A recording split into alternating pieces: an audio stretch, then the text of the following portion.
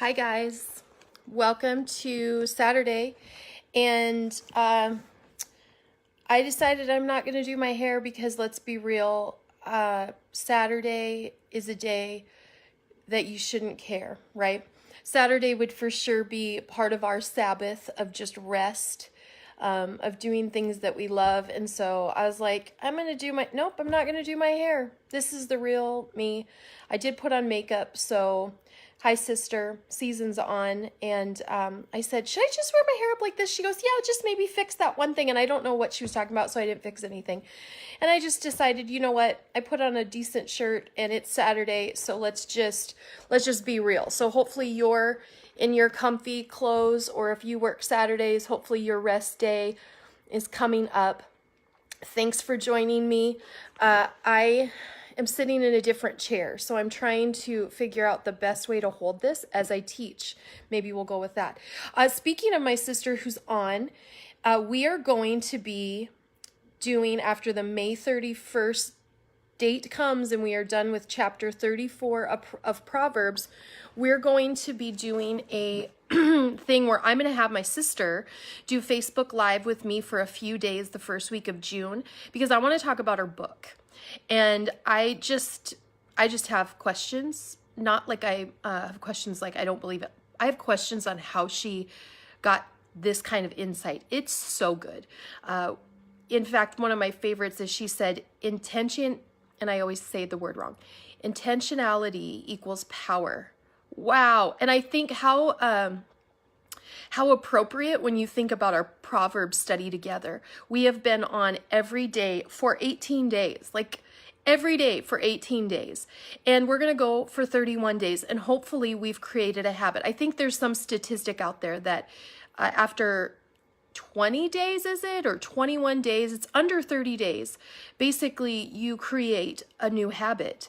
And that could be good or bad, but this is a good habit to be getting into the word every day. And we picked Proverbs because there's 31 days. God is so good. There are 31 days, so we could go through Proverbs, one chapter a day, every month of our life. And honestly, you would pull, I think that's why there's such variety in every chapter. Although there's been a theme that I've brought forth every day, I do think it's 21 days. Thank you, Stacy.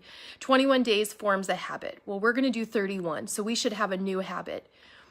And I think it's awesome that we pulled themes and got something different every day in Proverbs from every chapter. But if you go back, there were so many things I didn't touch on in every single chapter that will be new for you every month. And that's why this Proverbs book had 3 months worth or 3 versions of the Bible, because we want to create a habit of getting into the Bible. So Season's book really talks about that quiet time where you're taking the time to be in the Bible. And so her book Seeds, I want to talk about that. So I'm going to have her on. I know I'm going to make you guys sick because my hand's wobbly. I had a little coffee this morning. So I'm going to have Season on with me probably over the lunch hour, a few days the first week of June. So, okay, we are in Proverbs 18. Super excited about that. You know what? I'm just going to move. I'm going to move because I feel like my hand's shaky enough that I don't want to make you guys sick. So we're going to do this. We're going to go and we're going to do my normal. I didn't want to be normal. Normal isn't fun. So I didn't want to do my normal setup, but I got to do my normal setup. I got to set this up here so that I don't touch it and my hand doesn't shake. There. Okay. Proverbs 18. We have less people on live on Saturdays because you actually are sleeping in. Good for you. Or you're having family time. So share this anyway so that those who didn't get on this morning, we have even less than half on live because it's Saturday morning. So each time I notice people watch it throughout the day. So share this and please keep commenting. That's my favorite part, are your comments. So Proverbs 18, if you do have the Proverbs book, which if you don't, you can get it at church tomorrow. It's there, or at the exchange. I kind of feel like we're going to sell out and going to need to reprint though, because I keep seeing more being sold at the exchange and the church. But if you have this, go to page 152. So it's the Proverbs 18. We've been in the NIV version just because I started with the first version of each chapter. And I actually put a teaching at the end of this on page 152 already. It's in the box. I put my little quotes or notes or footnotes in throughout the book. And this is what I had written on page 152. A wise person's character, according to Proverbs 18. He or she is, and then I have 3 points. Teachable and receives and loves instruction. 2, appreciates their spouse. And if you're not married, you may get married. So just start to plan to appreciate your spouse. Number 3, realizes the power of life and death are in their words. I feel like we have talked about all of these already. So I'm going to take that teaching that's already there, those 3 things, and I'm going to add 2 more things that this chapter is telling us. This chapter is focusing on 5 themes or 5 words that form the life-giving culture of Life Church, that form the life-giving culture of the Exchange, that form the life-giving culture, honestly, of our home. The Hennessy home would live by these 5 words, these 5 themes. 3 of them are already listed in that box, and I'm going to give you 2 more. This could work for the area that you work in, your home, that you start to go, you know what, we can have some culture words, some culture beliefs that are all pulled and based from the Bible, but they're just bite-sized where we can really sink our teeth into them and understand them. So actually, we believe in this so much at Life Church and the Exchange, and personally, they really came from our own personal heart and our own personal background, that we have little keychains that say each of these 5 words. And I couldn't believe when I opened this up, because I wrote this book prior to getting the keychains and making the t-shirts at the Exchange. But this has always been in Proverbs, and this is Proverbs is where we get a lot of the wisdom of how we should be in our home, in our business. I was surprised when I opened it up and went, 3 of these are keychain words, and then I'm going to give you the 2 others. So let's go through them. 5 words that form the life-giving culture of your home, of your work, of your life. Number 1, be life-giving. Life-giving. That's like the big umbrella of like be a pocket person, be a Tigger, be teachable, be loving, be kind. So life-giving is like this huge umbrella. So we start with that. But let me show you where that is, where we get life-giving. And this is just in Proverbs. Go to verse 4. It says, the words of the mouth are deep waters, but the fountain of wisdom is a rushing stream. Rushing stream. That's why I think life-giving, you think about life-giving water. The Bible talks about that. Life-giving is just this like rush of just all kinds of goodness. It is an overarching principle of Jesus is life-giving, not life-taking. He came and said, I am the light. He is the way, the truth, and the life. He is life-giving as an attribute. And so then verse 10 says, the name of the Lord is a fortified tower. The righteous run to it and are safe. A fortified tower, now I actually get that, which is so cool to finally get. What is a fortified tower? So a fortified tower would be in biblical time, in BC AD, but in historical time, a fortified tower would have been a tower built within the wall of a city. Now, if you're into any of the History Channel shows, which there's a lot of good ones, you would know that they would build a wall, a brick wall, or if you've seen like a movie with castles, and there's a moat, and then there's walls, and then there's usually towers, many times on every corner, so that from all directions they can see if the enemy is coming, if anyone's coming to try to overthrow them. There's a tower, and they keep watch. And this is saying that the name of the Lord is a fortified tower, meaning it's protected. It is a place of protection. The righteous just means the people who are in right standing with God run to it and are safe. And I love that even life-giving says to me, if he's life-giving, not life-taking, is that he is safe. And so a word to have in your home, have it be a place of safety. Have it be a place just so full of Jesus that there's peace. There's this rush of life and water and him. So a life-giving home, business, marriage, life-giving. Second word to form your life-giving culture, number 2, is inspired. Have an inspired place. If my kids in our home feel like when they share their dreams or they share their day, we're going to just bring them down to reality and we're not going to get to dream together, it's not an inspired place. If you work somewhere and maybe you have people on your team and they come to you with ideas and it threatens you or it threatens the people around you, so it's shut down. It's like, no, this is how we do things.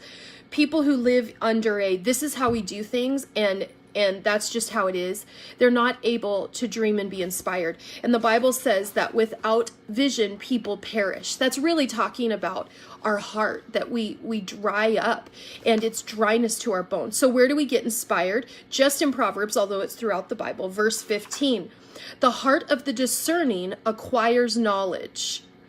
The heart of the discerning acquires knowledge. That means somebody who's curious. For the ears of the wise seek it out. So inspired isn't I'm going to sit around and let people inspire me or watch people on Facebook or in the movies or on Instagram or Snapchat, and that's going to inspire me. That is not what being inspired is. Being inspired is an active thing that you do, and you go after it. And so, like I said, at the exchange, we have these little key fobs, and on the back it says, what does it mean to be inspired? And then we have a t-shirt, and it says, we are inspired. We say we, not I, because if this is all about Jesus, but if we're doing anything, we need to do it together. We, not I. I know that there's a place in Proverbs we're going to go into the we, not I concept, and how that goes throughout life, and throughout your verbiage and your vocabulary. But we are inspired means we go after it. There is more, and we can't just be dreamers. We're dreamers for sure, but we're dreamers and we're doers. We're willing to put feet to the things that we're dreaming. And I love that 15 says the heart of the discerning acquires knowledge. It takes a bit of insight, and you have to ask for that wisdom and discernment, but then you acquire knowledge. You take it in. For the ears of the wise seek it out. I want to hear more. I want to know more. People who are inspired or want to be inspired, they're reading books. Sean has said many times, learners and teachable people are readers. And so I want to read, I want to hear podcasts, I want to see videos, I want to learn. I'm not just like, well, no, this is how I do it, and that's it. Number 3, and this is one of the from my page 152 in the box, if you have that. This is the first one of how to be wise and in your character, is number 1. I had already typed in there, teachable. Someone is teachable and receives and loves instruction. Teachable. I've talked about that so much that I'm not even going to spend any time on that, because if you've watched any, or if you go back and watch any of these Proverbs chapters, we talk about teachability constantly.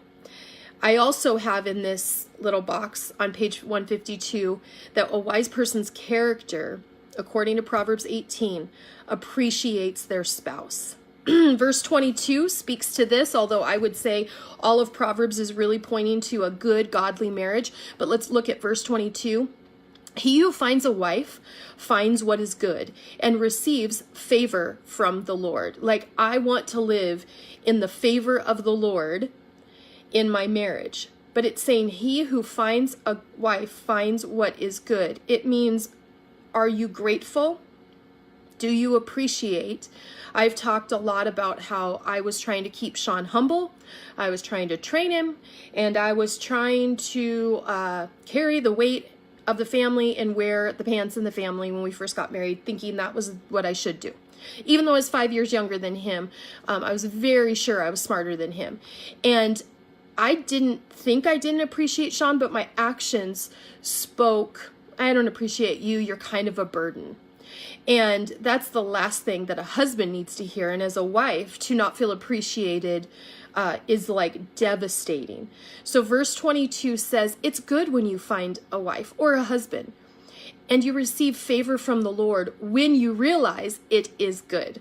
So I wrote out to the side, besides appreciating the spouse, is that brings a peace into your marriage. When you appreciate one another, the competition, comparison, the trying to earn each other's love and attention, it goes away, and you're not needing that. You just have peace. So one of our words is we are peaceful. And I think peaceful ties in with marriage so well, because remember I talked a few chapters back about being a peacemaker is not being a peacekeeper. It's not brushing things under the rug. You have to fight for peace, but you can't be a good fighter. That was one of the things I put myself out there this whole study. It's not my job to put Sean out there, but I will say this, and he would admit that he would say this a lot. He's like, oh, I'm a great fighter. I'll win them every time, even if I'm wrong. Now that was post our we almost got divorced, but I was like, oh, I am smarter and more mature than him. And he'd be like, yeah, but I'm a better fighter and I'm going to win every time. What a volatile marriage we had. And then we'd put on our smile and go to church and be pastors. So faking it till you make it, maybe that's why I don't really like that line, is I don't think faking it till you make it will make it. So peaceful in your marriage. We are peaceful. That's a key tag that's for all of our relationships. But I think when we can get peace in our marriage, it means that we've fought for peace, but we have to learn, and we have to go back and look at some of the Proverbs videos if you haven't. I talk about how to make peace, and it's not fighting ugly. It means fighting what the enemy would try to do in order to have peace. Okay, the fifth word that forms our life-giving culture, Life Church, the Exchange, home. We are kind. It's the third thing in the box of my teaching on page 152. A wise person's character realizes the power of life and death are in their words. We've talked about the power of the tongue a bit, but I want to look at verse 21.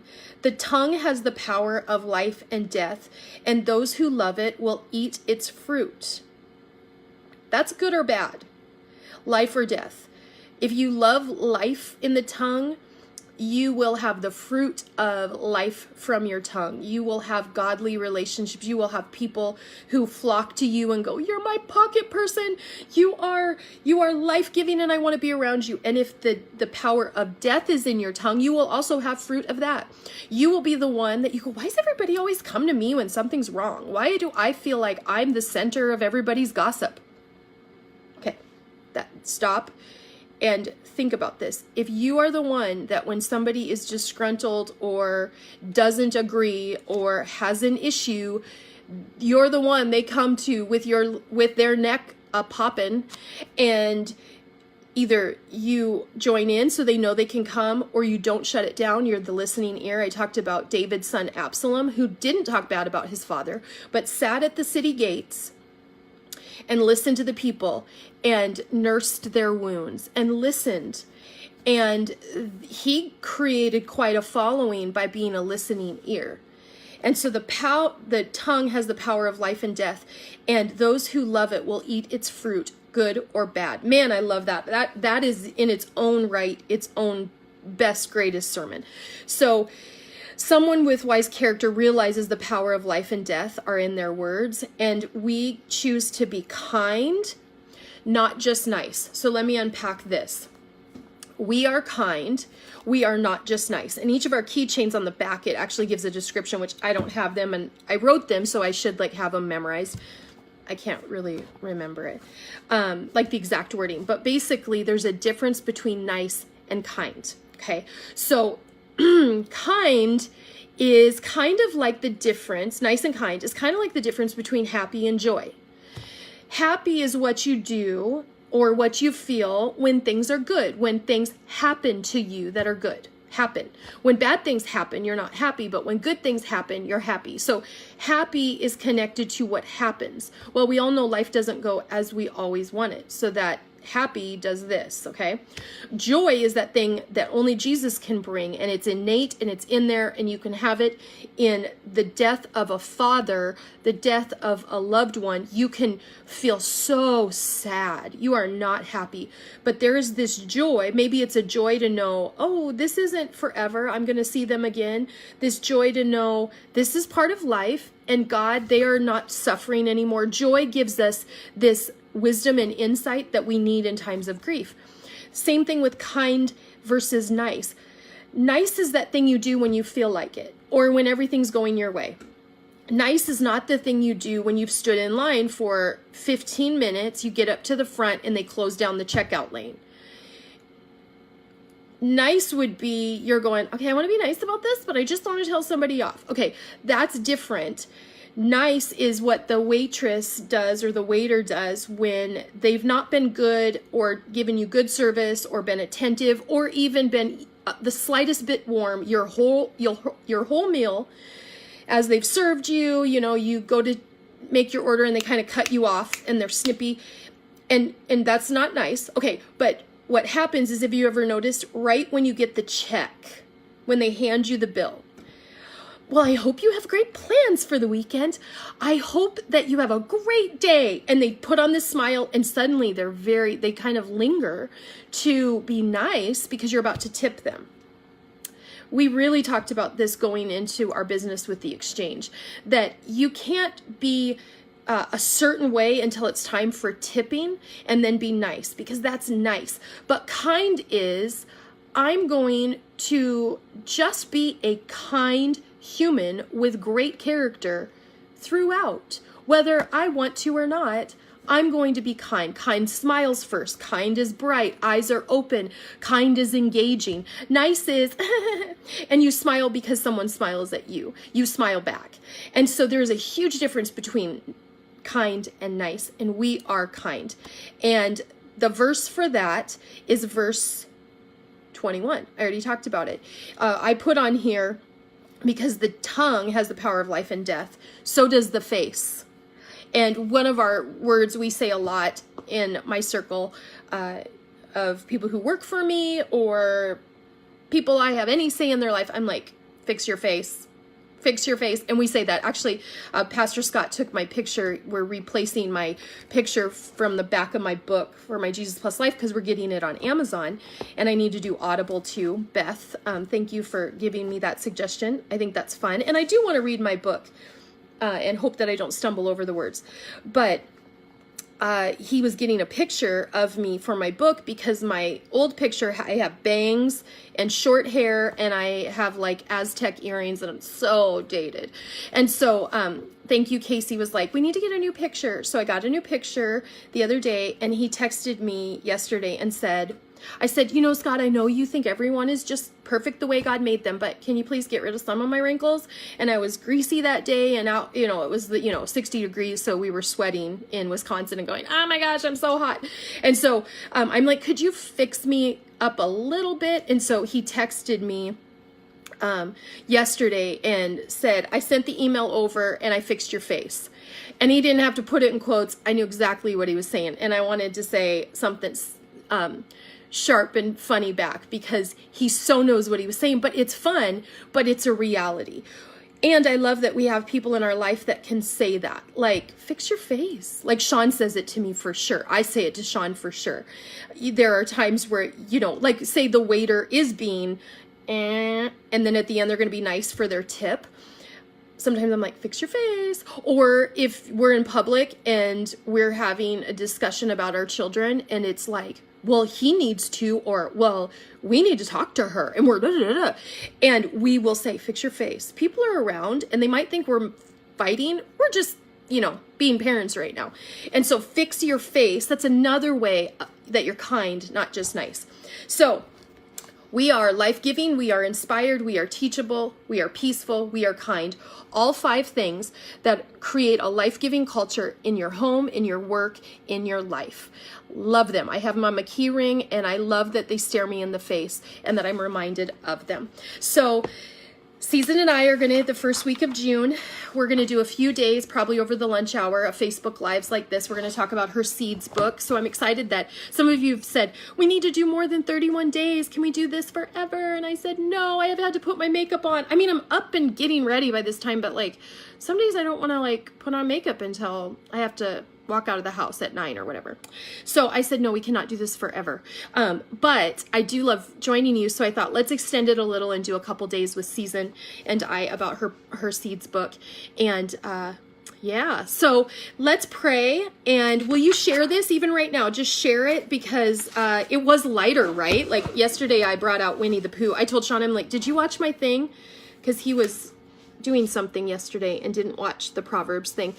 And I said, and he said, no. And I said, well, I didn't cry, but I did talk about Winnie the Pooh and Kanga. And he just looked at me.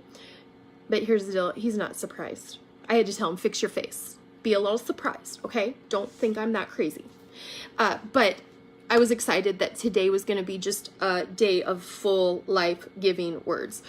So let's pray and share this, comment. I love you guys are talking more and more every day, and that makes me really happy because I feel like then we get to have a two-way conversation and it's not just me talking. And I'm sorry I can't stop in between, but I know that this will be viewed for maybe years to come, and I want to just give the content and then go back and get to read and reply to your comments. So please keep talking to me. It encourages me, and it also just lets me know, okay, the Bible is doing what it's supposed to do even when I get in the way or I stumble over words or I cry or whatever. And so thank you for just letting me know how this has affected you, and I love that this is affecting people outside of my reach because you're sharing it and people are going, what's going on here? And they're starting to hear the Bible maybe for the first time in a way that they can understand. So super cool. We'll see you tomorrow at 2 p.m. because we have church tomorrow, 9 and 10:45 in person or online if you're outside the 920. And then we will go live at 2 p.m. And we're on chapter 19 tomorrow. So excited. So let's pray. God, thank you for my friends. They're so cute. I love when I see the little hearts and thumbs up, and I love when I'm getting to hear favorite verses and things that resonate with them, words that resonate with them. God, you're so good, and you're so relevant to today. You are timeless. So thank you that you've made the Bible timeless. Thank you that it comes alive to us every morning, and we literally get to spend time with you and each other every morning. I really do wish this could go on 365 days a year, and maybe I need to get out of my comfort zone and just do it. But God, thank you that we've had this time together in these 31 days and maybe a few more. We love you, Jesus, in your name. Amen. I love you guys. You're amazing. And I see you're talking. So what I'm going to do is I'm going to get off here, share this, do a watch party so other people who didn't see it can watch, and then go back and get to watch or read all your comments. So love you guys. We'll see you tomorrow at 2 p.m.